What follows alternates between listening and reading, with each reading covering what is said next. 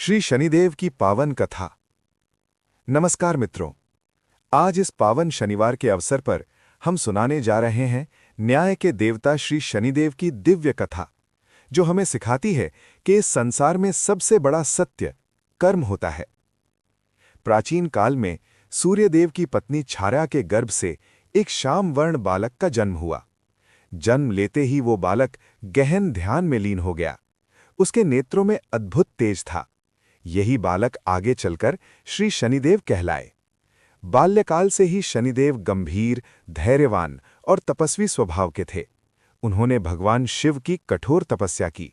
उनकी तपस्या से प्रसन्न होकर महादेव ने उन्हें संपूर्ण सृष्टि के कर्मों का न्यायाधीश बनाया। तभी से शनिदेव हर प्राणी को उसके कर्मों के अनुसार फल देने लगे। वे न किसी से द्वेष करते हैं और न किसी का पक्ष लेते हैं। राजा हो या रंक, सब उनके न्याय के समान अधिकारी हैं। कहा जाता है कि शनिदेव की दृष्टि अत्यंत कठोर होती है, लेकिन ये दृष्टि दंड देने के लिए नहीं, बल्कि मनुष्य को सही मार्ग पर लाने के लिए होती है। एक समय धर्मात्मा और पराक्रमी राजा विक्रमादित्य अपने पराक्रम और वैभव के कारण अहंकार में आ गए। अहंकारवश उन्होंने शनिदेव का अपमान कर दिया। शनिदेव की साढ़े साती आते ही राजा का राज्य, धन, सम्मान और सुख सब नष्ट हो गया।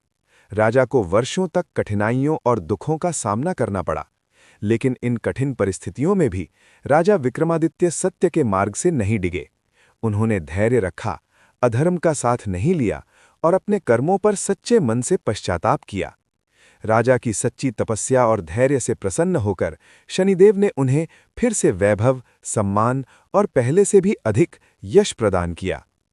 इस कथा से हमें ये शिक्षा मिलती है कि शनिदेव कभी भी अन्याय नहीं करते। वे केवल मनुष्य के कर्मों का फल प्रदान करते हैं। जो व्यक्ति धैर्य रखता है, सत्य बोलता है, गरीबों और असहायों की सहायता करता है और परिश्रम से जीवन जीता है, उस पर शनिदेव की विशेष कृपा अवश्य होती है।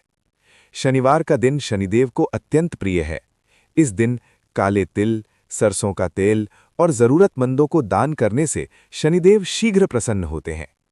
आइए, आज इस विशेष शनिवार पर हम सभी ये संकल्प लें कि हम सदैव अच्छे कर्म करेंगे, अहंकार से दूर रहेंगे और सत्य के मार्ग पर चलेंगे।